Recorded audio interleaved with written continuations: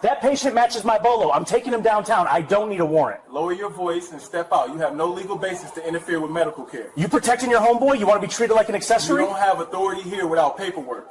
Step aside or you're getting obstruction. I'm federal, and this patient is tired. All right, quick pre-story talk before we jump in. This is one of those situations that starts off sounding almost ridiculous, until you realize how dangerous ridiculous can get when it's backed by a badge. And here's the part that still sticks. It wasn't one big dramatic moment that decided how it ended. It was one tiny detail, one sentence, one piece of information that changed the entire power dynamic in real time. Because let me ask you this. What do you do when someone shows up acting like the rules don't apply to them, and everyone around you is too exhausted, too busy, or too intimidated to push back? What if you're the only person standing between official and out of control? Quick check-in. Where are you watching from? Drop your city or state in the comments, and if you're into stories where intimidation fails the second it runs into somebody calm, prepared, and unmovable, hit like and subscribe. This one is a perfect example of how power bluffs, and what happens when the bluff gets recorded. Now, here's where it actually happened. It was a hospital, late evening. The kind of place where the lights were always too bright and the hallways always sounded too quiet until they didn't. A treatment room door swung open hard enough to rattle the latch, and Officer Caleb Rains came in like he was responding to a crime in progress. He didn't come in with questions. He came in with conclusions. He announced that a John Doe patient inside matched his bolo. He insisted he didn't need a warrant to take the patient downtown. He spoke over the room like volume could substitute for paperwork. And right in the doorway line, blocking him without touching him, was Evan Cole. Evan looked like someone who had no business standing up. Fresh stitches, bandage pressure under his shirt, a hospital wristband half twisted on his arm. His posture was controlled, but the slow way he shifted his weight gave away the pain. Rains tried to treat that pain like leverage. Evan didn't give him any. Evan told Rains to lower his voice and leave the room, explaining that he had no legal basis to be there and no authority to interfere with medical care. Evan didn't say it like a challenge. He said it like a boundary. Rains responded like boundaries were disrespect. He accused Evan of protecting a homeboy. Not subtly, not accidentally. He implied Evan was part of the reason the patient was there. He warned Evan that he could be treated like an accessory. Then Rains threatened an obstruction arrest if Evan didn't step aside. That's how the chess game started. Not with facts, but with labels. He tried to make Evan defend his character instead of enforcing the rules. He tried to turn the room into a street stop where the loudest voice controlled the pace. Evan didn't defend himself. He didn't argue about insults. He stayed on process. Rains shifted tactics again. He demanded Evan's ID and said he would haul him downtown to run his entire background. He framed it like a consequence Evan had earned, not a legal step that required justification. In that moment, the threat wasn't really about ID. It was about humiliation, control, the message that a badge could turn inconvenience into punishment. Evan refused, not theatrically, not with anger, just a flat, steady refusal that forced Rains to do the one thing he hated most: slow down. A charge nurse stepped in next, Marisol Vega, experienced enough to recognize exactly what this was. She told Rains he couldn't enter a treatment room like that, and that if he had proper paperwork, it needed to go through administration. Rains dismissed her and kept pressing forward, repeating that the bolo gave him full jurisdiction. A doctor reinforced it after that, telling him the patient was under active care and not cleared for anything Rains was demanding. The message was simple. Treatment came first. Rains treated treatment like an inconvenience. His focus stayed locked on one goal: access. And while he kept saying John Doe, he let something slip, something small but fatal to his own story. He admitted he actually knew the suspect's real identity. He tried to glide past it like it didn't matter. Like calling the patient John Doe was just a harmless label. But it mattered.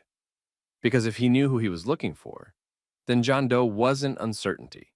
It was a strategy, a way to force the situation without admitting he was targeting a specific person, without the legal steps that would normally be required.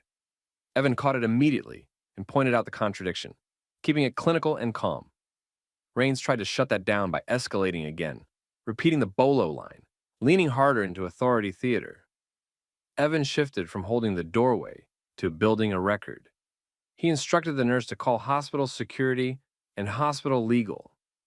Raines mocked it, because mockery is what people reach for when they feel the room slipping away. Then he made the mistake that hospitals never ignore. He moved closer, using physical presence to pressure compliance without saying it outright. Evan warned him not to touch him, and Evan reminded him that the hospital was covered in cameras, and that hallways logged movement, and that staff documented incidents. The hospital wasn't a place where things disappeared into he said, she said. It was a place that produced timestamps. That tiny detail tightened the trap. Raines tried to reassert control by implying Evan wasn't in charge, and Evan didn't argue that point.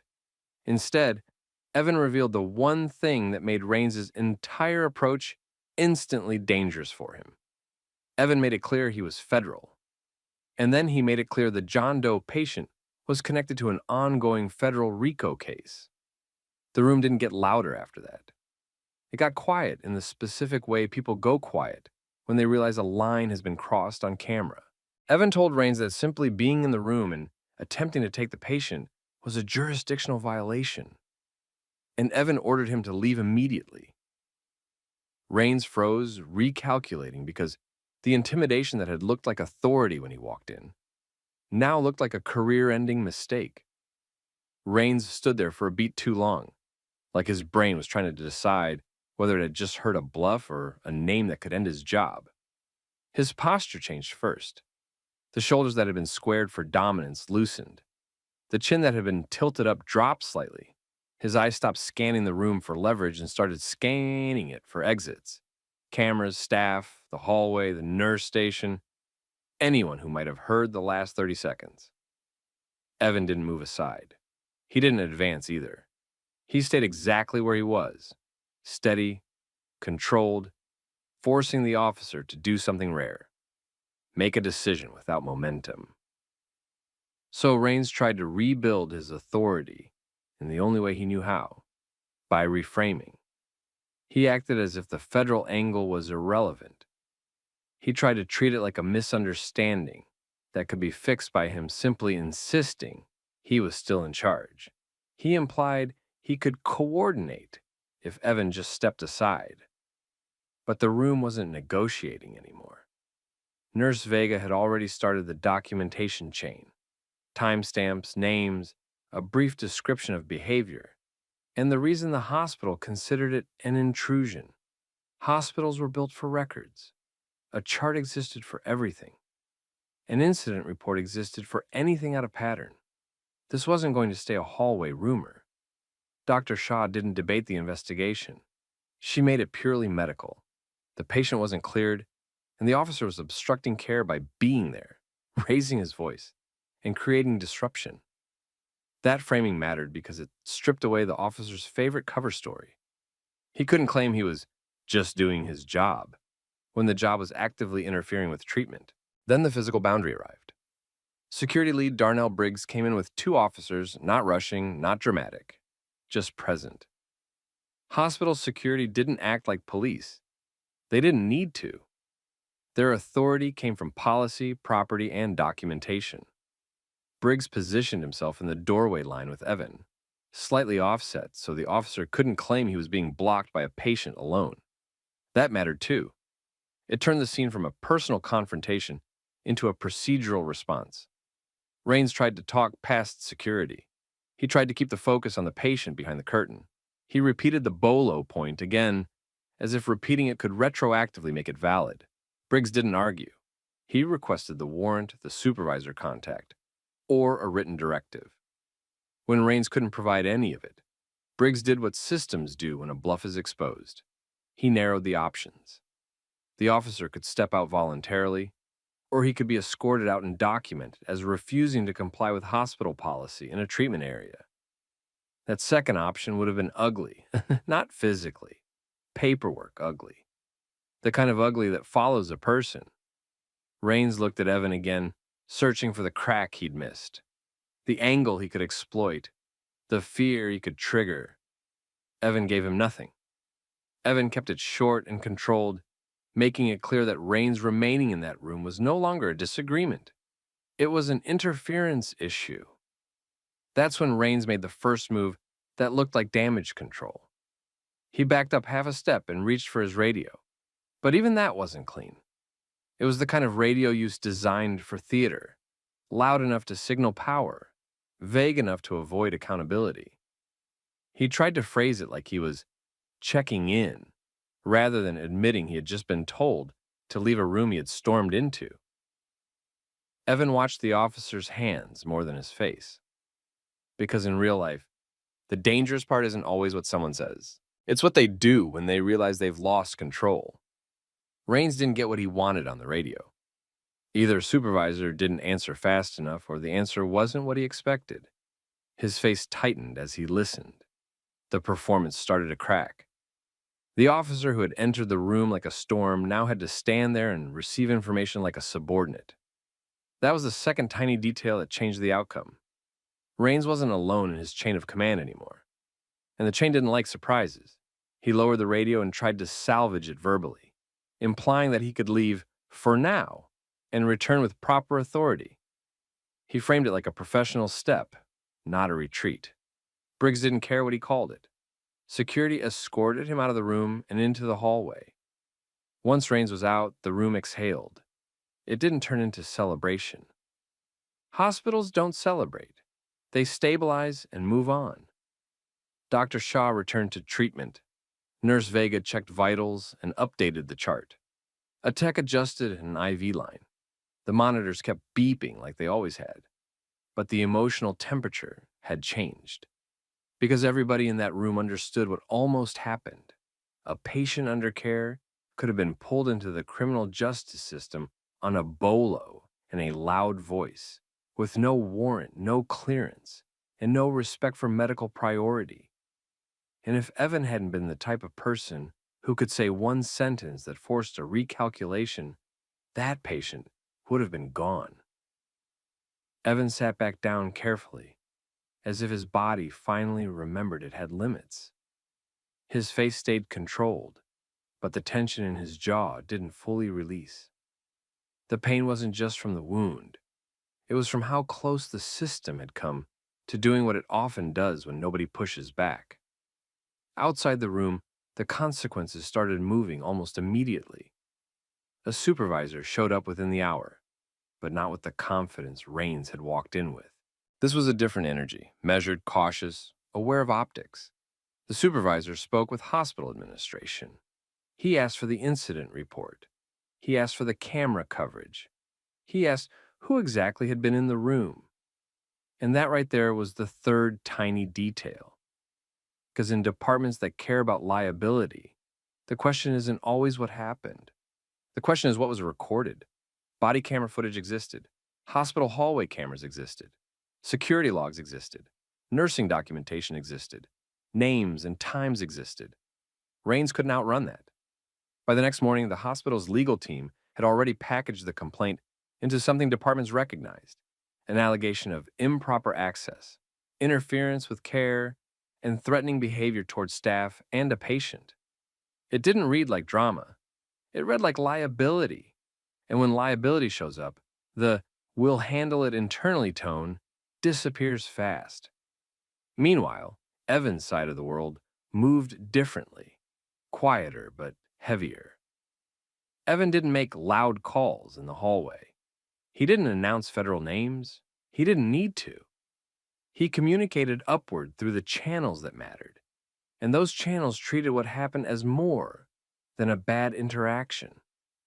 Because from a federal perspective, it wasn't just rudeness. It was potential interference.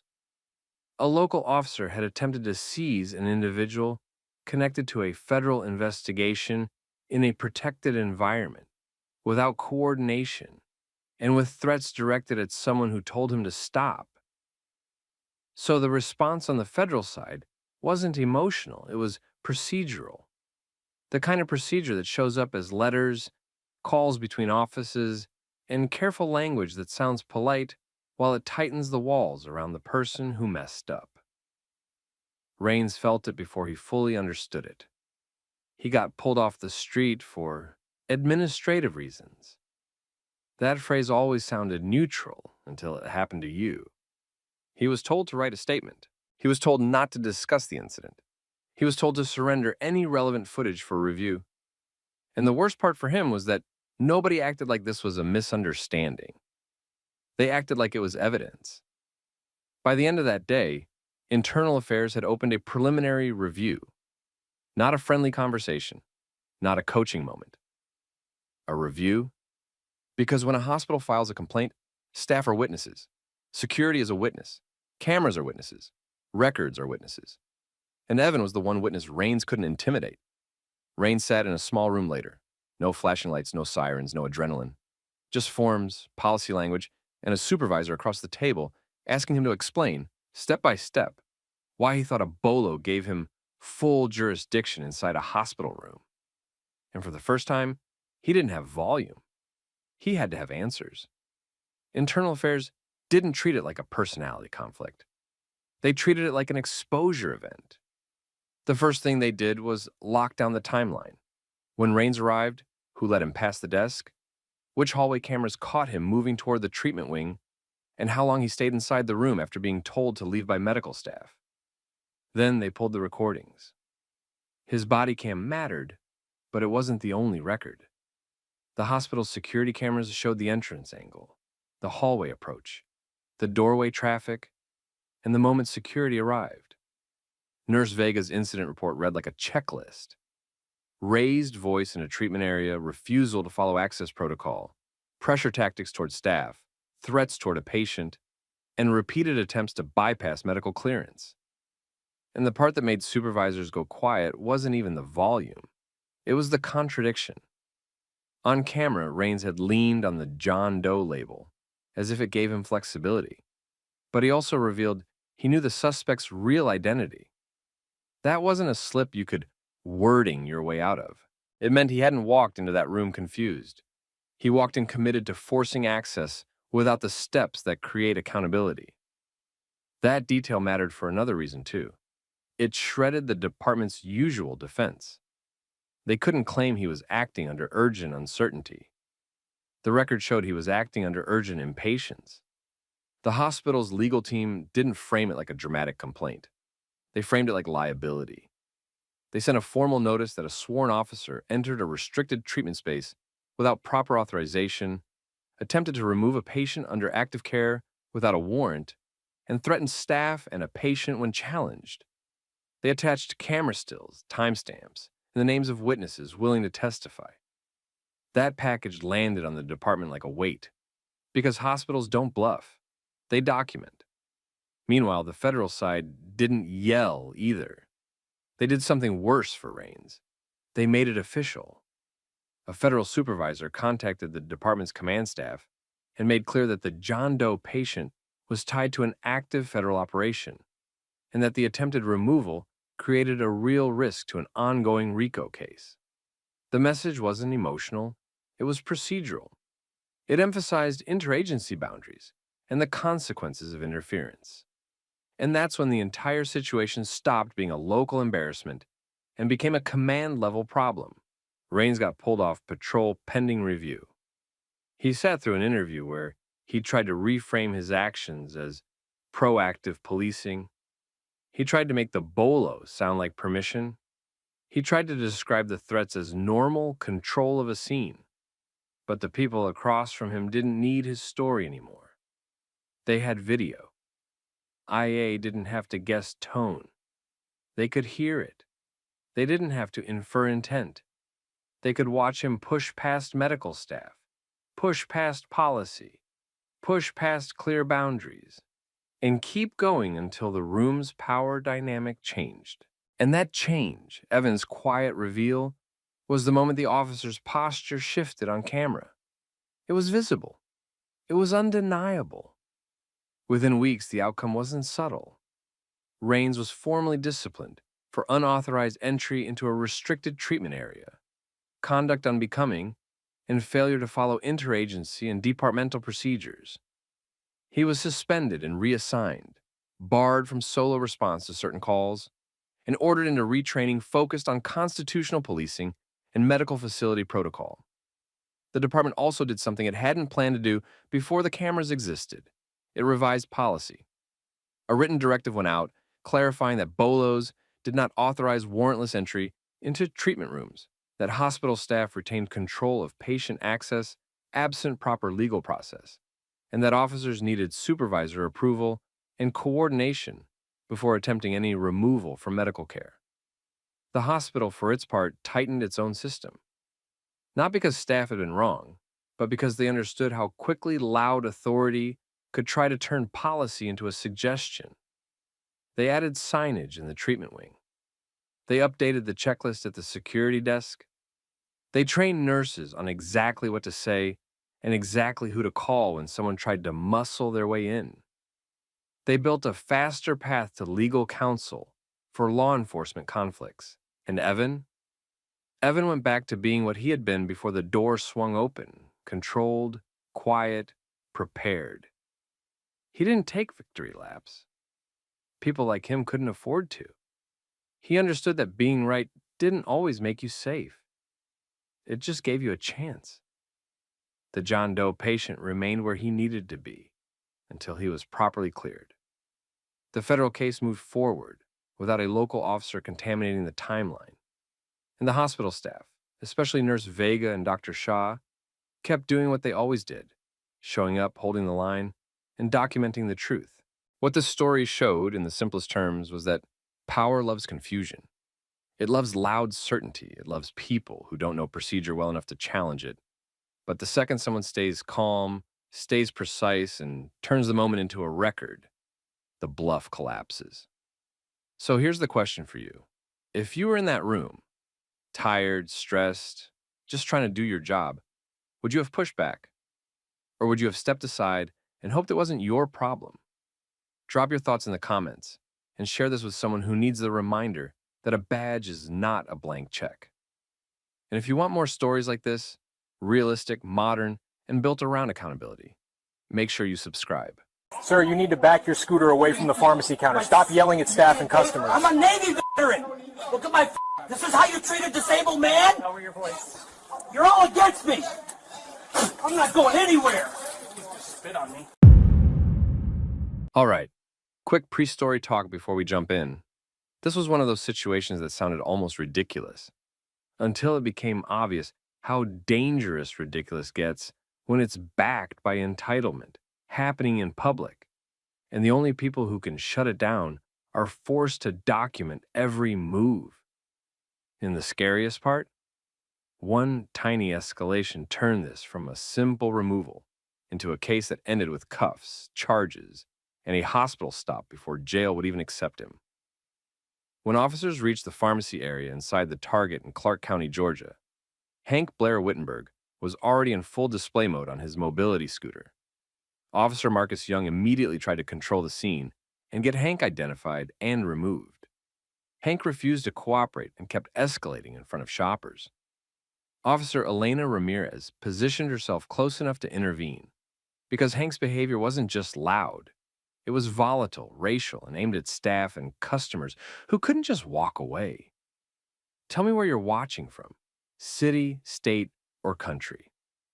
And if you like stories where hateful behavior meets real consequences through cameras, procedure, and accountability, hit like and subscribe.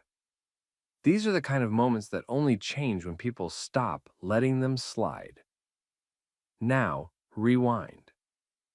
Earlier, the pharmacy team had been trying to keep the day normal. Tanya Brooks was behind the counter doing what pharmacy staff always did, moving fast, answering questions, trying to keep the line from backing up.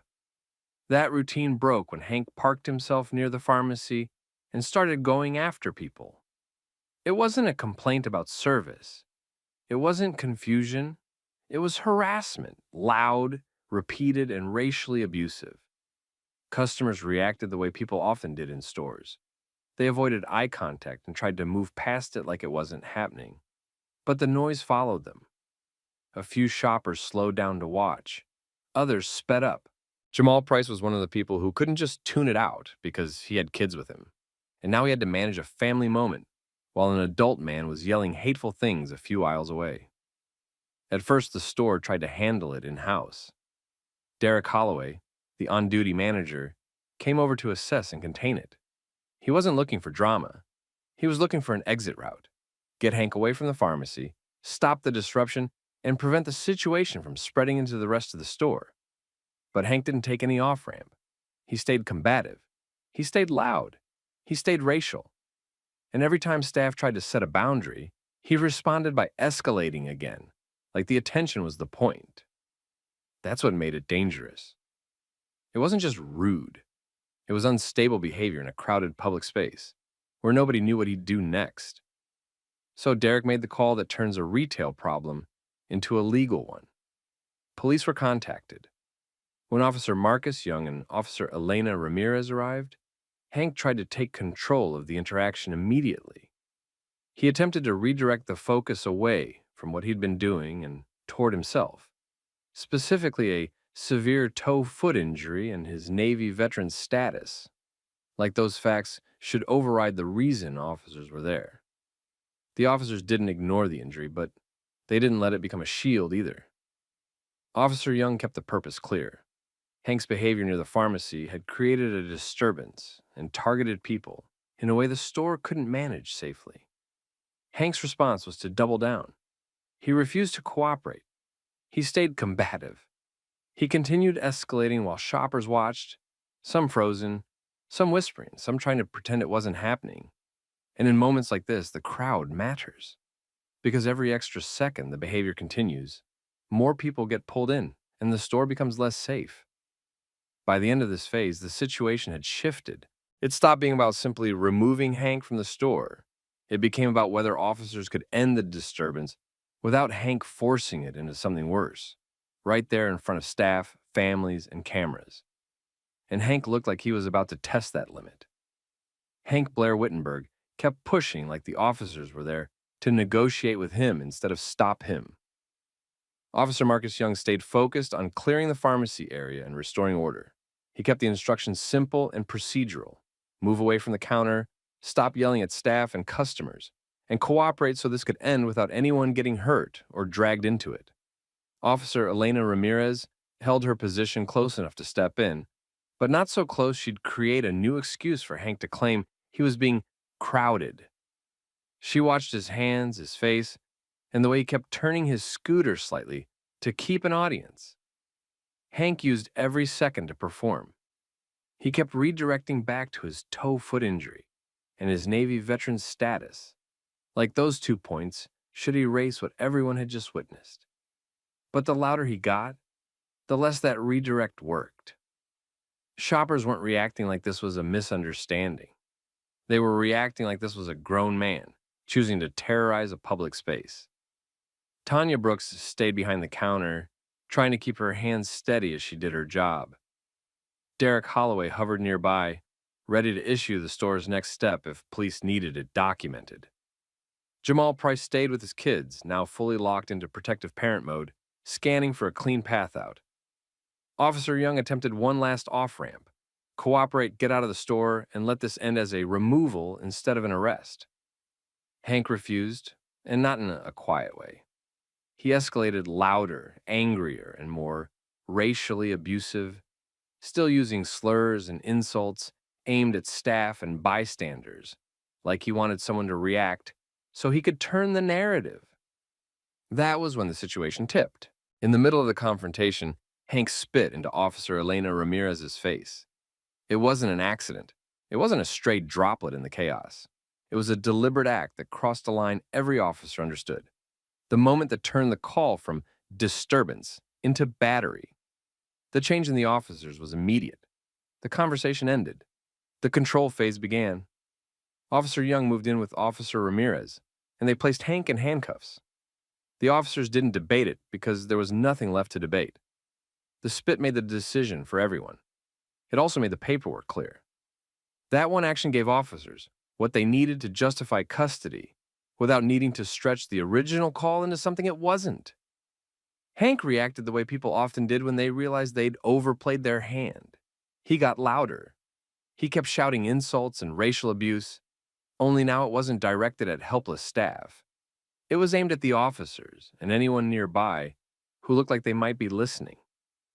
The pharmacy area felt tense and exposed, like the whole store had been forced into the moment. Because Hank had already shown he'd spit once, Officer Young and Officer Ramirez applied a spit hood to prevent it from happening again. It was a safety measure, not drama. It was the officers acknowledging reality. The man had already crossed a bodily boundary, and they weren't going to let him do it twice. While police handled custody, Derek Holloway handled Target's side of the consequences. He formally barred Hank from the store for roughly 2 years. Not as a symbolic punishment, an actual trespass barman action that meant Hank could be arrested if he returned. It was the store drawing a line in ink, not just in conversation. Hank didn't calm down once he was secured. During transport, he continued a long stream of insults and racist comments. Officer Young documented it, while keeping the drive controlled and the situation contained. Officer Ramirez stayed alert, absorbing what had already happened, and making sure the process stayed clean. There was no room for shortcuts now. Everything had to be done by the book, because a case like this always tried to twist itself into a complaint later. At one point in the transport, Officer Young referenced what the store already knew. Hank wasn't a one-time surprise. He had been a repeat call at that Target. Staff had dealt with him before. The difference this time was that the behavior had escalated in front of more witnesses in a tighter space, and then crossed into a clear criminal act. By the time they reached booking, the incident had already turned into a folder. Disturbance, racial harassment, a public audience, the spit, the restraint, the hood, and the official barment. Every step had a reason attached to it. And that's where Hank ran into the consequence he wasn't expecting. Because even though officers were ready to book him on disorderly conduct and battery, the process didn't go straight into a cell. His foot wound, the same thing he tried to use as a shield earlier, suddenly mattered in a way that didn't help him at all. Intake took one look and refused to accept him without medical clearance, which meant the next stop wasn't a jail pod. It was a hospital. The moment they got to intake, the plan was straightforward. Book Hank Blair Wittenberg on disorderly conduct and battery for spitting on Officer Elena Ramirez, then let the jail handle him from there. But the jail didn't take him. Not yet. The intake staff saw the foot situation up close, whatever Hank had been pointing to earlier as a severe toe-foot injury. And they did what jails often did when someone arrived with a visible medical issue. They refused acceptance until he was medically cleared. It wasn't about sympathy. It was liability. If they took him in and something went wrong, it became their problem. So instead of Hank disappearing into a holding cell like he'd probably assumed would happen to other people, the process hit a hard stop. Officer Marcus Young had to pivot. The paperwork didn't end. The custody didn't end. It just moved locations. They transported Hank to a hospital. And here's what's important about that hospital detour. Hospitals create documentation outside police control. Timestamps, notes, observations, a separate chain of records that can't be rewritten later to make a story cleaner. At the hospital, Hank tried to reclaim the narrative again. Injury first, veteran status next, outrage on top. But it didn't work the way he wanted because the setting changed the rules. In Target, he'd been able to use volume and public pressure. In a hospital, nobody cared how loud he was. They cared about vitals, clearance, and whether he was fit to be held. Nurse Kelsey Nguyen handled the intake like she'd seen every version of this before. A patient in custody who wanted the whole room to revolve around them. She focused on the foot, assessed what needed to be assessed, and documented what needed to be documented. Meanwhile, Officer Young kept everything procedural. He maintained custody, tracked times, and ensured the chain stayed intact. Officer Ramirez, after being the target of the spit, stayed locked into the same thing she'd been doing from the start, keeping the case clean. No shortcuts, no extra friction, just documentation. Once medical clearance was obtained, they went back to complete what had been delayed. The jail accepted Hank after clearance, and that's when the charges became real, in the way people like Hank rarely expected them to. Not as a lecture, not as a scolding, but as a recorded, processed, official consequence. Disorderly conduct for the disturbance. Battery for spitting on a police officer. The spit hood, the trespass barment, the body-worn cameras, the store witnesses, the pharmacy staff, the transport documentation, the hospital clearance records, all of it formed a neat chain. Not dramatic, not exaggerated, just tight. And that's the part that matters. Because in a lot of incidents like this, the person causing harm tries to rewrite the story afterward. They claim they were provoked. They claim they were targeted. They claim the public only saw a clip.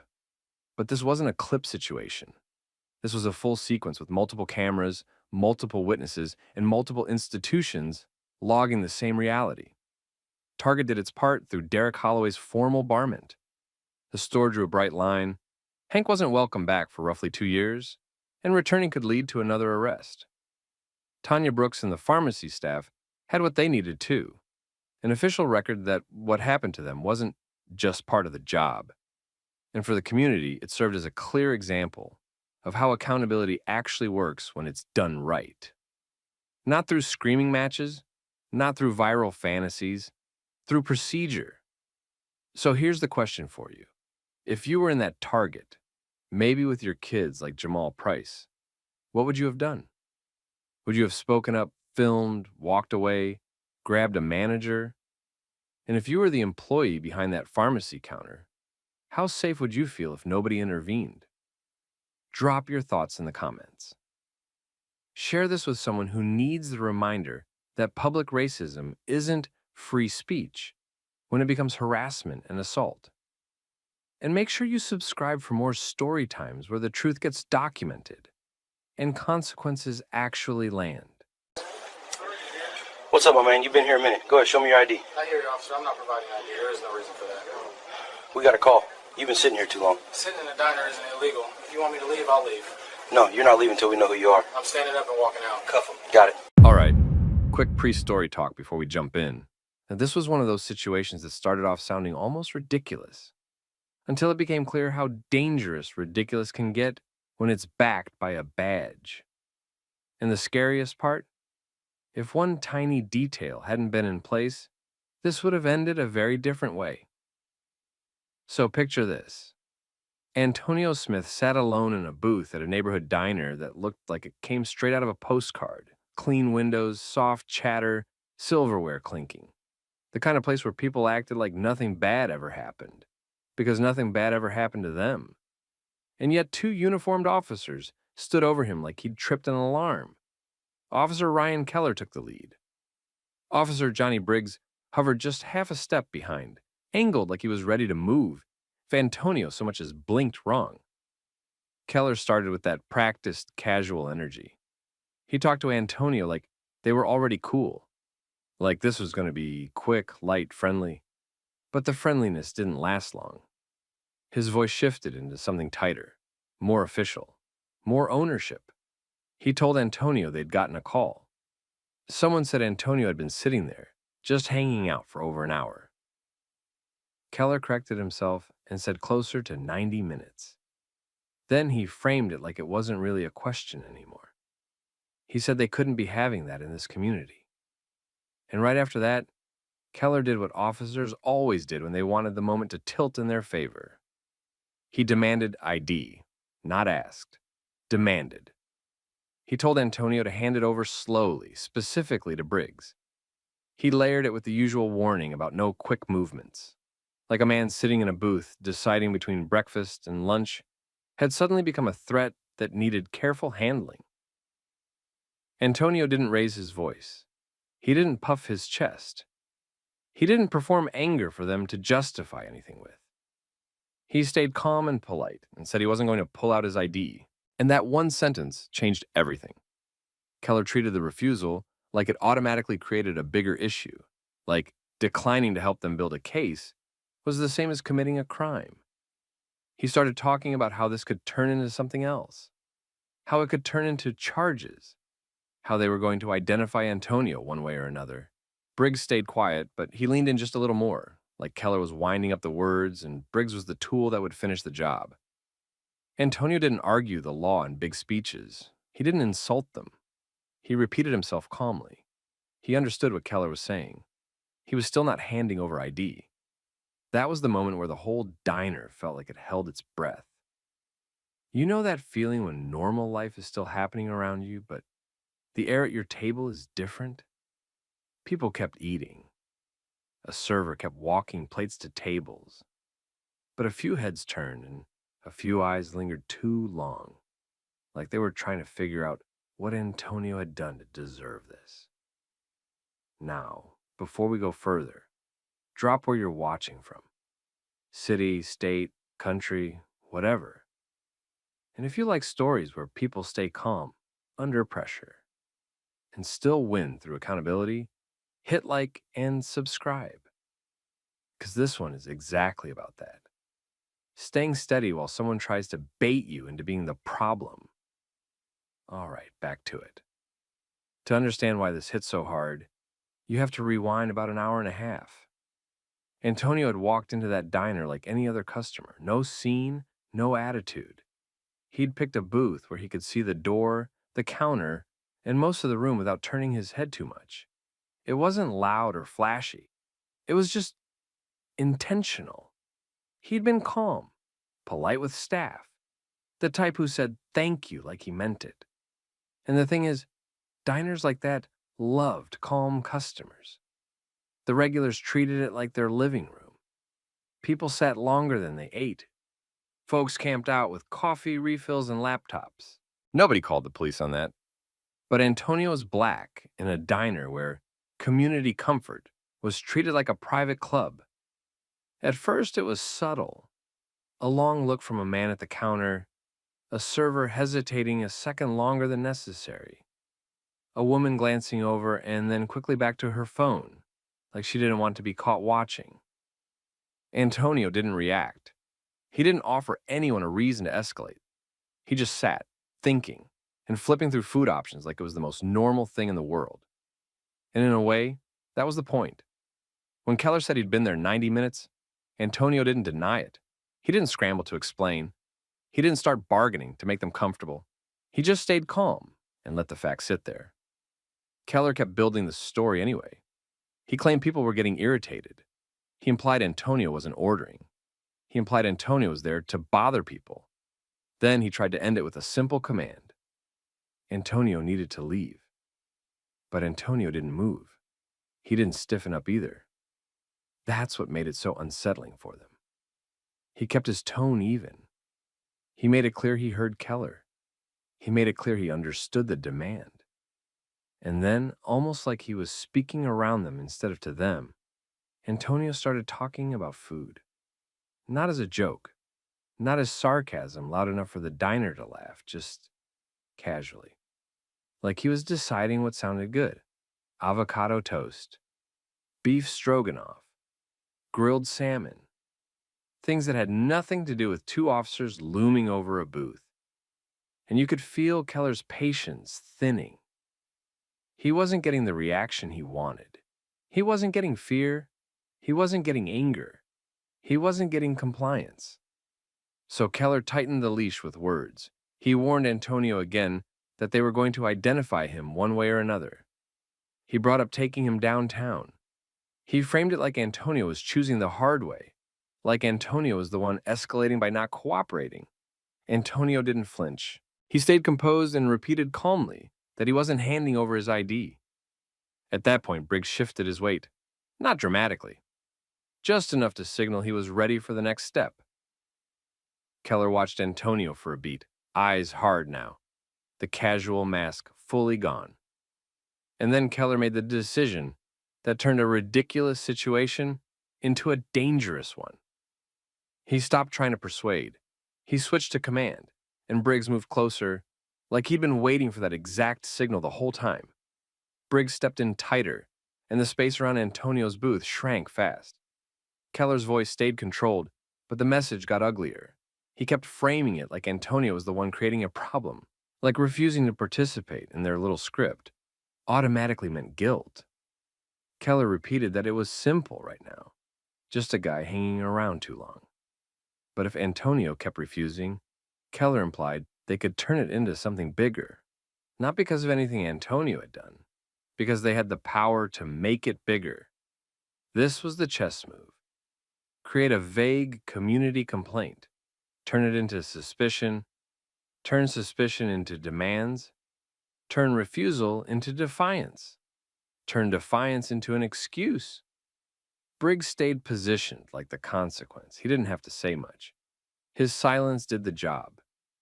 It signaled that if Keller decided the conversation was over, Briggs was the part that would make it physical.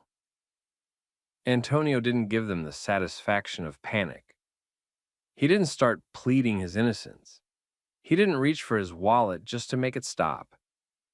He sat there like a man who knew exactly what their pressure was trying to pull out of him. And then he did something that made Keller visibly more irritated. Antonio stayed calm and focused on food like the conversation wasn't even about him being forced out of a diner. He looked at the menu like he was still choosing between breakfast and lunch, like he'd just remembered something sounded good. He named options in that easy, almost absent way: avocado toast, beef stroganoff, grilled salmon, like he was narrating his own thought process. To Keller, it felt like disrespect, but it wasn't loud. It wasn't performative. It was worse than that. It was Antonio refusing to be emotionally controlled. Keller leaned harder into the narrative. He claimed Antonio was pissing off the people. He claimed Antonio wasn't ordering. He claimed Antonio needed to scoot on down the road. He talked like he owned the space, like his job wasn't to enforce laws, but to enforce comfort. Antonio's response stayed the same. Calm, polite, short. He understood. He still wasn't giving them his ID. Keller's eyes narrowed like he was running out of socially acceptable ways to keep pushing. He circled back to the threat again. Identification was happening either way. If Antonio wouldn't cooperate, they'd do it for him. Keller implied cuffs. Keller implied downtown. Keller implied time, humiliation, paperwork, inconvenience, punishment for not submitting. Antonio didn't rise to it, and because Antonio didn't rise to it, Keller had to decide whether to walk away empty-handed or prove he could win. That's when Keller snapped. His tone changed in a way that didn't need translation. He stopped acting like this was optional. He directed Briggs to cuff him. Antonio's body moved before his face did. He slid out of the booth, not in a sudden way, but like someone trying to remove the excuse. He stood up, angled his shoulders away from them, and signaled he was leaving. His whole posture said, "Fine. You want me gone? I'm gone." No fight. No scene. It should have ended right there. But Keller and Briggs weren't looking for an ending. They were looking for control. Briggs reached for Antonio anyway. It happened fast, but not chaotic. Briggs grabbed him and pinned the moment in place.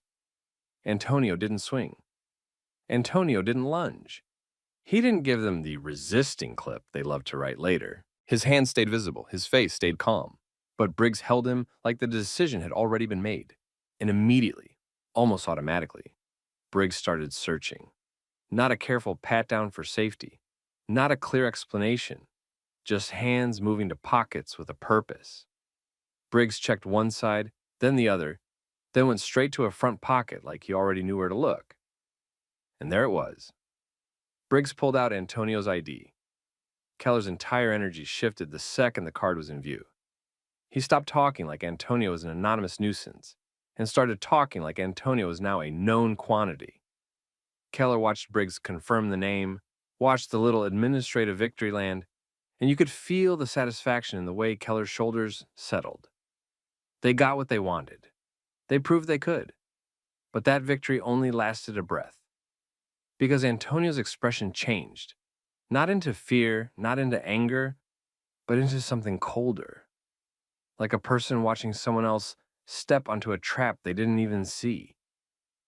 Antonio looked at Keller and Briggs the way you look at someone who just bragged about breaking something, not realizing it was expensive and very well documented.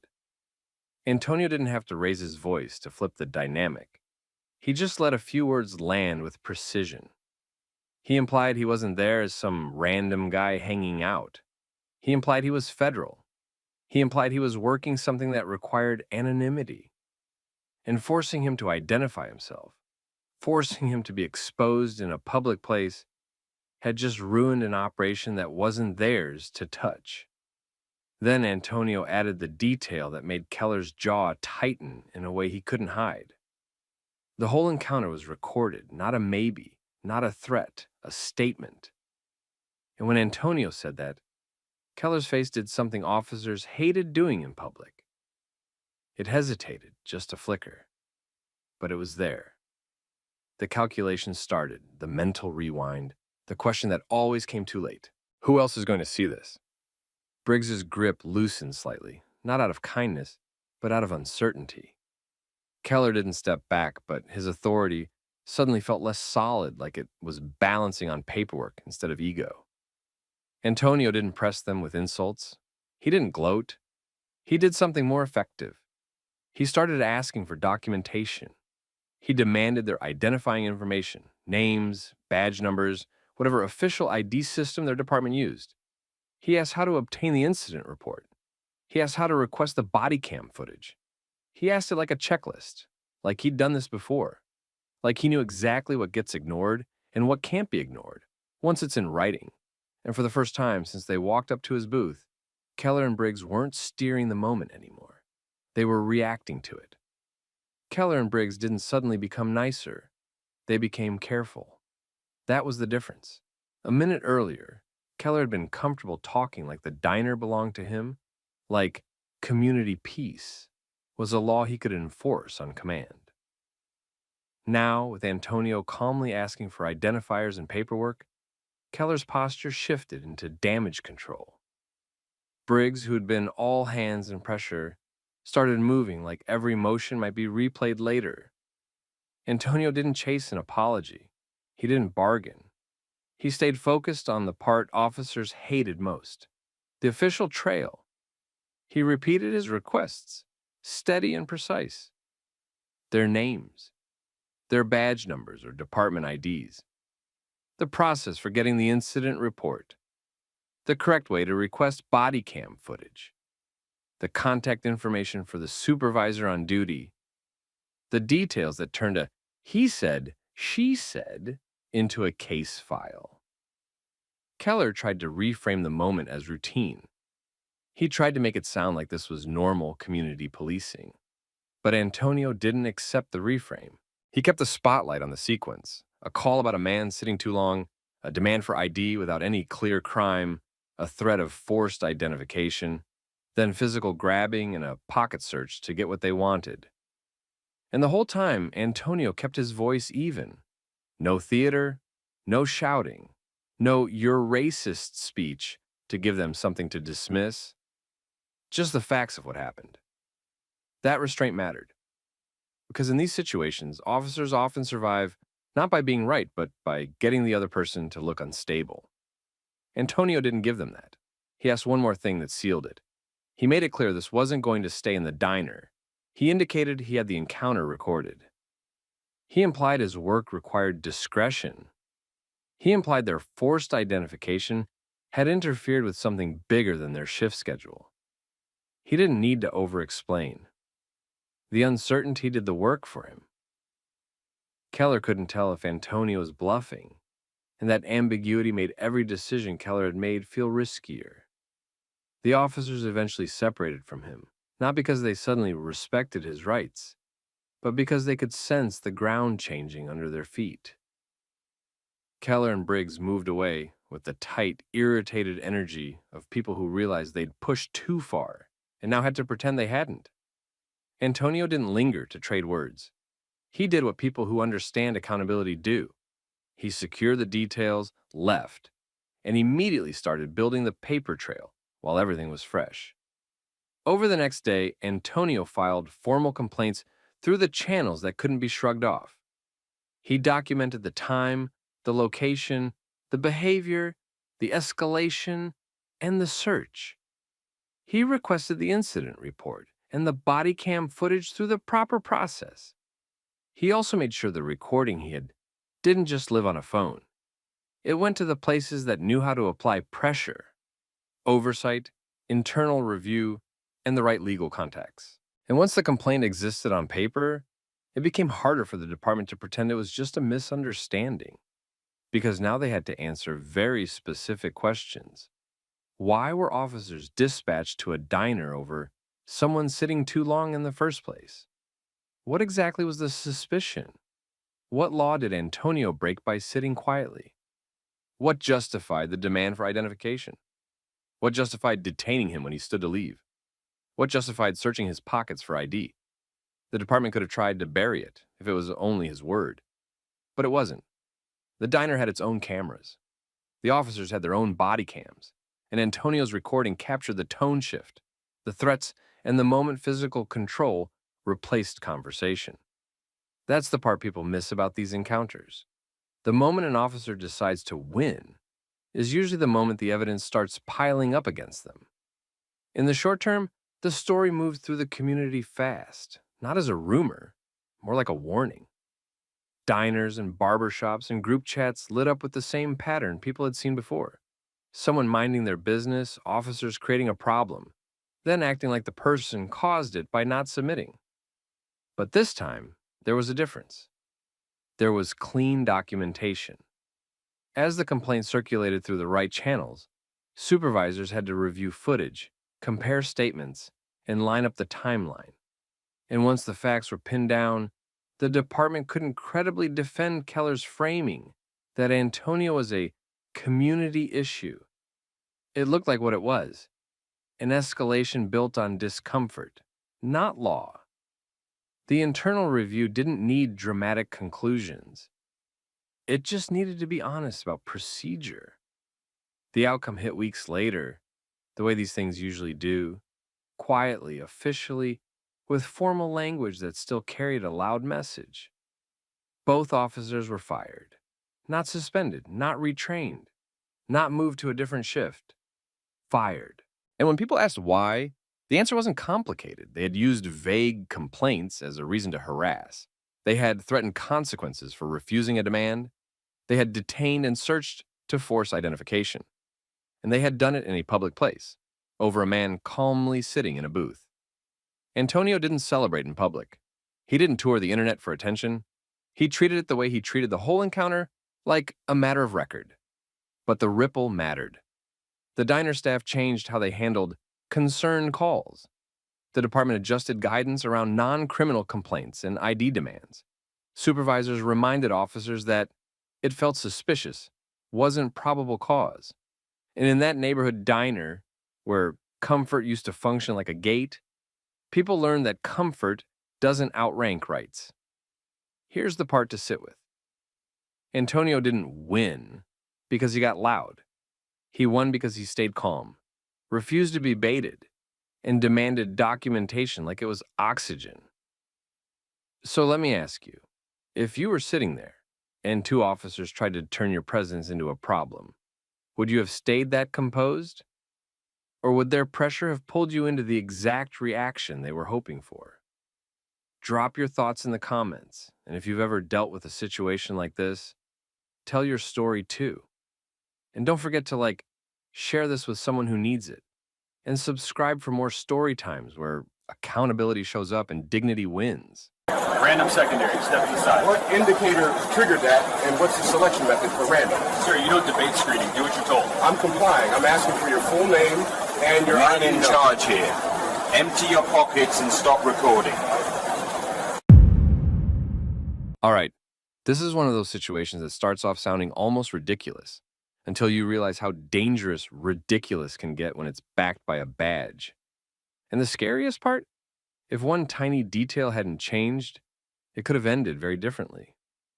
Because on paper, this was a closed-door judicial conference, a room full of judges, a controlled venue, a standard security checkpoint. And yet a federal judge still got treated like a threat, purely off a random screening that got very unrandom the moment he asked basic questions. Holloway had stepped up to the checkpoint at the downtown convention center like everyone else. The scanner didn't beep. His bag didn't flag. He didn't argue with anyone, didn't act nervous, didn't do anything that looked even remotely suspicious. But a security officer still pulled him aside for secondary screening and labeled it random. Holloway didn't explode. He didn't posture. He did what people with real composure did when they sensed a game being played. He slowed everything down and made it official. He asked for full names and ID numbers, calmly, clearly. He confirmed the checkpoint cameras were recording. Then he pulled out his phone and started filming, not as a threat, but as documentation. That's when the officer and her supervisor got defensive. Not because he was being difficult, because he was turning their random moment into a record. Quick thing, tell me where you're watching from. City and state. And if you like stories where calm, documented accountability beats power trips, hit like and subscribe. Now here's how it really unfolded. The checkpoint itself looked routine. Stanchions, trays, scanners, uniformed staff moving people through fast.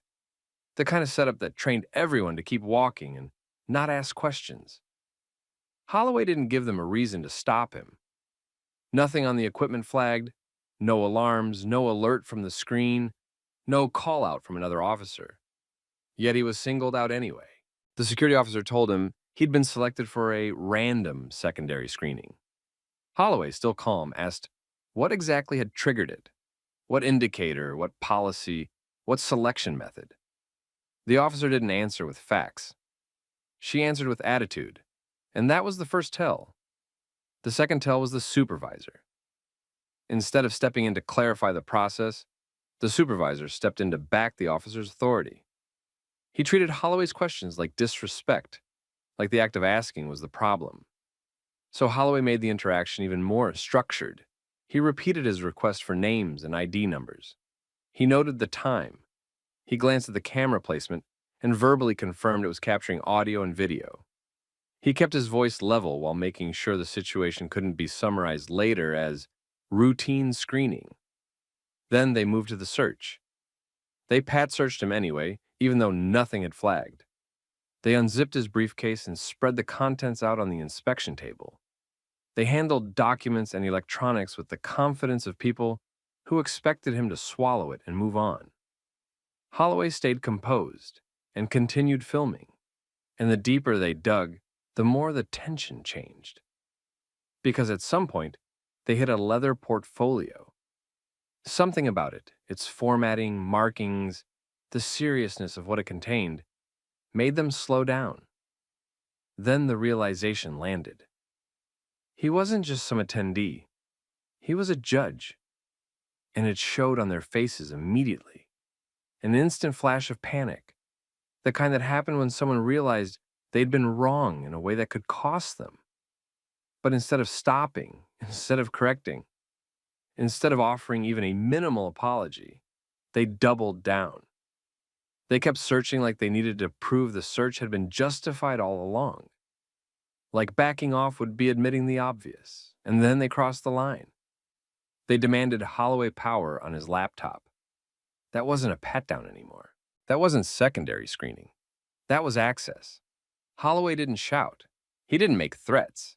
He noted what was happening and kept his phone steady while an officer clicked through folders and opened sensitive court materials, documents that weren't supposed to be viewed at a public checkpoint by anyone without authority. And that became the moment the story stopped being about random screening and became about abuse of process. They dragged it out, found nothing, and finally let him go with a clipped non-explanation. No apology, no accountability, just a push to get him moving so the line could keep flowing. They acted like the problem would disappear if he walked away, But Holloway didn't walk away from it. He walked into the conference and then quietly started building a case. He collected witness contact information from people who had seen the interaction and heard key parts. He wrote down times, names, and what each staff member had said. He requested preservation of security footage and screening logs before anyone could lose them. He filed formal complaints through multiple channels, so there wouldn't be one gatekeeper who could bury it. And that was the mistake they didn't realize they'd made at the checkpoint. They didn't just stop a man. They stopped someone who understood systems, records, and consequences. Holloway didn't make a scene at the conference. He didn't walk in and announce what happened. He did something more effective. He treated the checkpoint incident like the first page of a file. Within hours, he had a clean timeline. When he arrived, when he was pulled aside, how long the search lasted, who touched what, who ordered what, and the exact moment the laptop was accessed. He had names and ID numbers. He had witness contacts from people who saw the search stretch past secondary screening into something else. And he had his own video showing tone, procedures, and the refusal to give a real explanation. Then he moved to preservation. He sent written requests to preserve checkpoint camera footage, screening logs, and any random selection records tied to that time block before anyone could claim it had been overwritten or wasn't retained. He included dates, time ranges, and the exact checkpoint lane. He made it impossible to misunderstand what needed to be saved. And then he filed complaints through multiple channels on purpose. Not one complaint, several. Because he understood how these systems buried problems. One inbox, one supervisor, one internal review that ended in silence. So he split the path. Venue security leadership, the conference's administrative authority, the contracted security company, if applicable, and the federal oversight bodies that cared when sensitive court material was accessed by unauthorized personnel. That's when the resistance showed up. The first responses tried to shrink the story. They framed it as a routine screening. They leaned hard on the word random. They avoided addressing the laptop access directly. They offered vague reassurance instead of facts. Holloway didn't argue emotionally. He answered structurally. He pointed to what the equipment did and didn't do. He pointed to the length and depth of the search. He pointed to the escalation after he asked what triggered the screening. And he put the laptop issue in writing as the center of gravity. Sensitive judicial materials had been opened at a checkpoint by someone with no authority to view them. That single point forced the matter out of customer service complaint territory and into security breach territory. Because now the question wasn't whether the staff had been rude. The question was who had accessed protected information and why. As soon as that was clear, the tone of the system changed. Not apologetic, cautious.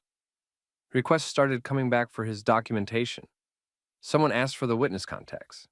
Someone asked whether he still had the video.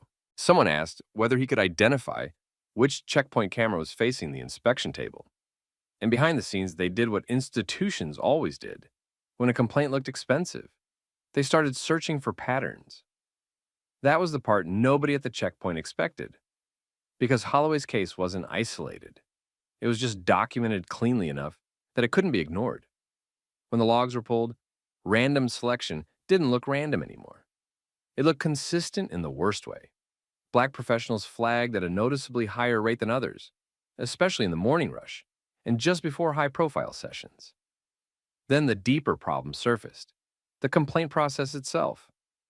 There were previous complaints, some formal, some informal, that had been resolved without real review.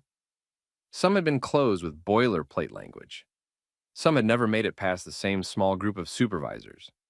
A few were quietly categorized as misunderstandings and filed away without preserving footage. And once someone finally compared dates to staffing schedules, a second pattern appeared. The same officer squad combinations showed up again and again around the complaints. It wasn't just bias in the lane. It was protection behind the desk. At that point, outside scrutiny became inevitable. Either the organization invited it, or it was going to get forced on them. And Holloway kept pushing in the only way that matters. He insisted on written answers, preserved records, and independent review, because he knew that without oversight, the system would do what it always did. It would wait for the person to get tired. Holloway didn't get tired. Once the patterns started showing, the people in charge didn't respond with honesty first. They responded with containment. The security contractor and venue leadership did what institutions usually did when a complaint threatened to become a headline. They tried to frame it as one bad interaction, one misunderstanding, one random screening that simply looked unfortunate. But Holloway's documentation made that strategy impossible to hold. Because this wasn't just a complaint about being pulled aside. It was a complaint that included preservation requests, witness names, timestamps, and a clear allegation that sensitive court materials had been accessed at a checkpoint by personnel with no authority. That forced escalation. Internal reviewers were suddenly required to answer questions they normally avoided. Who ordered the laptop power on? Who touched the keyboard? What exactly was opened? Whether any data was copied, and whether the random selection method had any audit trail. And when those answers didn't come quickly or came back vague, Holloway did what experienced people did when they saw the stall tactic. He widened the circle again. He pushed it into independent oversight, channels that didn't report to the same managers who needed the problem to stay small. That meant outside investigators, compliance offices, and legal counsel. People who cared less about workplace harmony and more about liability, policy, and federal standards around information security. That's when the truth got sharper. The random selection process on paper was supposed to be neutral, either a true algorithmic pick or a simple interval system. But the logs and staffing practices didn't match a neutral process. The data showed clusters. The same staff were repeatedly making random choices, and the random outcomes weren't evenly distributed across demographic groups. In plain terms, it looked like discretion dressed up as math. Worse, the complaint pipeline had been designed to bury heat. Complaints were routed through the same limited chain, often closed without full footage review, and sometimes recorded in ways that made them hard to search later. It wasn't an accident. It was a safety valve, built to protect the organization, not the public. And once outsiders saw that, the issue stopped being, did staff treat one person unfairly? It became, was there an ongoing pattern of discriminatory screening in a system that quietly hid it? That shift changed the tone overnight. Now, leadership wasn't just facing a civil rights problem. They were facing a governance problem. The review expanded. More footage windows were pulled. More screening logs were sampled. More complaints were reopened. People who had previously been ignored were contacted again. Black attorneys, consultants, executives, professionals who had described the same thing for years. Random selections that happened too often, followed by defensive staff the moment questions were asked. And once multiple accounts lined up with data, the organization ran out of room to pretend. The legal response moved fast after that. Holloway's case wasn't treated as a private disagreement. It became the anchor point for a major civil lawsuit because it wasn't just discrimination. It was the unlawful access of sensitive judicial materials conducted publicly, then followed by institutional stonewalling. The suit did what lawsuits often did when internal systems failed. It forced discovery. That's where organizations lose control. Because discovery demanded emails, training materials, policy drafts, internal complaint notes, staffing schedules, and the decision trail behind which footage was preserved and which wasn't. It pulled the curtain back on how random had been used as a shield. And with that pressure came consequences that weren't optional. Staff were terminated. Supervisors who had enabled the pattern were removed or reassigned. The security contractor faced contract penalties and public scrutiny. And once settlement talks started, it stopped being about saving face and became about limiting damage. The settlement was massive, multi-million-dollar territory, because the exposure was massive. Not only had discrimination been demonstrated, but The organization had allowed sensitive court materials to be accessed without lawful authority, then tried to minimize it. That combination was a legal and public relations nightmare. And importantly, the resolution didn't end with money. It came with reforms that could be measured, a redesigned random selection system with documented rules and audit logs, required supervisor sign-off for any extended secondary screening that went beyond a pat-down and bag check. After the settlement and the firings, the venue tried to sell the outcome as a clean reset. New policies, new training, new language about equity and professionalism. The kind of public-facing response organizations leaned on when they needed people to believe the problem had been fixed. But the people who'd been randomly selected for years didn't measure change by slogans. They measured it by what happened at the checkpoint. And the checkpoint did change because now it had oversight built into it. The random selection process was no longer something a screen could claim while a human quietly chose. It became auditable. Selections were logged automatically. Secondary screenings beyond a basic check required a documented reason and, in some cases, supervisor sign-off. Camera retention rules tightened. Complaints didn't disappear into the same internal loop. They went to an independent intake channel with timelines attached. The most important reform wasn't the policy text. It was the fact that the system now assumed someone would verify the system. That single expectation, someone checking, was what removed the old confidence staff had operated with. Because before Holloway, the worst consequence for a biased random selection was a complaint that could be buried. After Holloway, the consequence was evidence, data, footage, discovery. And people behaved differently when they knew the record would be real. For Holloway, the outcome wasn't framed as a victory lap. He didn't treat it like he'd won a personal battle. He treated it like he'd prevented future harm. He understood exactly what the checkpoint had been, a situation where staff felt entitled to expand their authority the moment someone didn't submit quietly. And he understood the deeper insult. They'd only panicked once they realized who he was. That was the whole story in a snapshot. Not just discrimination. Discretion plus ego, protected by a complaint system designed to absorb outrage and release nothing. So Holloway did what the system wasn't built for. He refused to let it absorb him. He turned the moment into a record, and the record into leverage. He kept it tight. Names, times, witnesses, preservation requests, multiple complaint channels. He made it impossible for one person to handle it quietly. Then, when the institution stalled, he forced the problem into a process it couldn't control, outside scrutiny and legal discovery. That was the real play, not anger, structure. And if you take anything from this story, it was this. Bias loved vague procedures. Accountability loved details. So here's the question for you. If you were in his position, would you have just moved on to avoid the stress?